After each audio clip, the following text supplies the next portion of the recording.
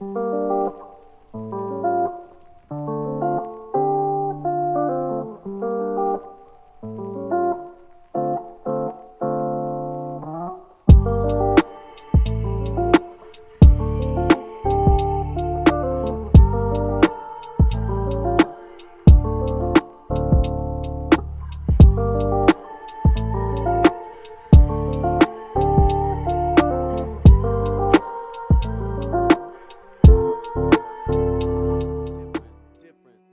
I'm Andy Ackroyd. I live in Halifax. I'm 50 years old, but I actually started off my life in Canada, back in Toronto, back in 1969. Emigrated to England in 1971, and I've lived here ever since. I was born in September 1969 in Toronto to a lady called Jackie, who unfortunately decided that she couldn't keep me. She decided to have me adopted. My mum and dad came from Doncaster, and they emigrated to Canada. They wanted to establish a life in Canada and work and live there, and had planned on staying there for many years. And they adopted me in January 1970. And we stayed in Canada until May 1971. They packed everything up and came back to England. Lived in Doncaster and just lived a very happy life, growing up in Doncaster. My mum and dad knew they had a point with which they were going to have to tell me that I'd actually come from Canada. So they sort of took me to one side and explained that I'd actually come from Canada, that I'd been adopted, that I'd actually had a different name. When you look at the adoption certificate, when I was actually born, Jackie, who gave birth to me, she actually named me as Stephen John Wallace. My mum and dad changed that name when they adopted me to Andrew David Ackroyd.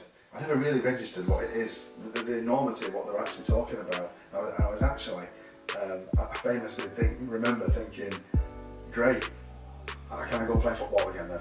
And off I went. And I think that's because I was having a very happy life growing up in Doncaster. I was just a kid, like any normal kid that I was mixing with at school, doing everything we were doing, playing out, playing football, doing everything that we do. So yeah, it was amazing really, because I felt quite unique. I've got this blue Canadian passport, they sort of showed me all these pictures, and it was good. I actually felt quite unique. It didn't really upset me. I couldn't understand that somebody else had given birth to me. Just at that age, you just don't register. I wouldn't say it was exactly plain sailing. When we got to Greece, the authorities there were expecting a plane full of British citizens with British passports. So we arrived in Greece and we joined the queue to go through into Greece, as you do, and the authorities halted Dad with his Canadian passport, and it was quite a unnerving moment. I always remember the Greek immigration guy putting his hand down saying, "Halt!" He had a gun and some handcuffs, and I thought, crikey, what's going on here? All it was they stamped his passport. All the rest of us with our British passports just flashed our passports and got straight through. We had a lovely holiday, and coming back into the country, we'd got a bit complacent. We thought, we've got out, we're bound to get back. When I walked through to the immigration officer, as we got off the plane, he looked at the passport and he actually said to me, "How long are you planning on staying?" With which I actually replied, "About 40 years," which he actually found quite funny, because he could tell that I'd obviously got a Yorkshire accent, and was baffled himself as to why I got the Canadian passport. So sort of cut a long story short, from there I ended up finding out that I needed to get something in the passport called the right of abode, which is a right to live and work in the UK.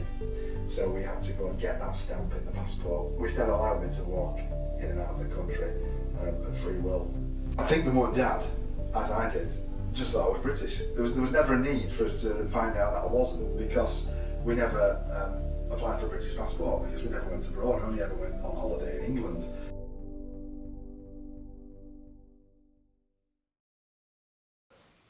My mum used to maybe sort of talk about it now and then. I think she was interested as to whether I'd want to make contact. I always used to say, no, I won't do that. No, I'll never do that. You're my mum, you're my dad. Why would I want to do that? And that's how I felt at the time. But what I didn't realise is, as I got older, you started to think about it more than you might have thought you were going to think about it.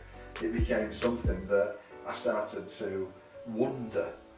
You always wondered who this person was who'd given birth to you. And then I met my wife Lorraine in 1997, and you know, you talk about where you've come from and the history of all of that. She was very fascinated by it all, and I think what was a big turning point was actually having my own son Edward in the year 2000. It was a mixture of probably me being a little bit inquisitive, wanting to know more, because it was such an exciting thing, thinking about knowing more about Andy's birth parents and his sort of ancestors and roots. But it was also for health reasons as well. We'd had a baby, and it would have been really quite key for us to know if there were any health implications perhaps too. So that's when we decided to apply to the Canadian Adoption Agency. Late 2005, we just drafted a letter and sent it to the Canadian authorities. And then in 2007, I had a remarkable phone call from the Canadian Embassy in London, and just said to me, we've made contact with your birth mother, would you be interested? It was a huge shock to just have that type of conversation happen one random workday afternoon. I remember Andy coming home from work and saying he'd had a phone call, and that they'd found his birth mother, and did he wish to write her a letter, and it was quite a significant day, quite emotional and interesting, yeah. When the very first letter arrived, it was a massive moment. I remember actually reading it upstairs. Lorraine had taken Edward out, so I just read this incredible letter. And then we exchanged several letters, and then in November of 2007, I actually made a phone call, which was remarkable really. Of all the phone calls I've ever made, to actually dial those numbers. And when you listen to when you're in Canada, the dial tone is different to England.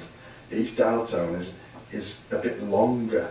And I don't know why, it just sticks in my mind thinking, I really am ringing Canada. And the voice on the other end of this phone is going to be the woman who actually gave birth to me all those years ago. And she picked up the phone and said, hello, in the Canadian tone. And that was it. That was it. We were actually speaking.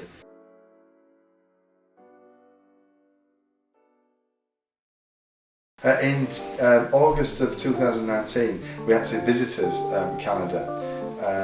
We'd been thinking about it for quite a while, but as you can imagine, it's quite an expensive thing to do.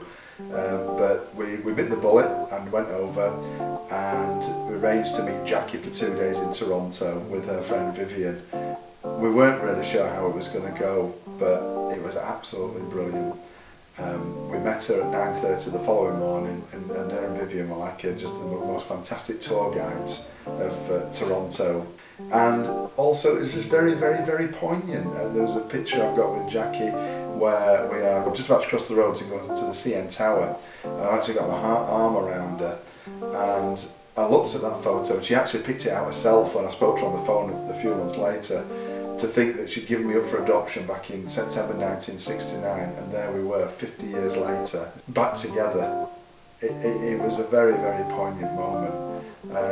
And actually, because we'd had contact over the last sort of 12 years, we knew where we stood with everything. There was nothing that was overly emotional. She absolutely loved the fact that we visited there, and it was a wonderful experience. And maybe we'll go back again sometime.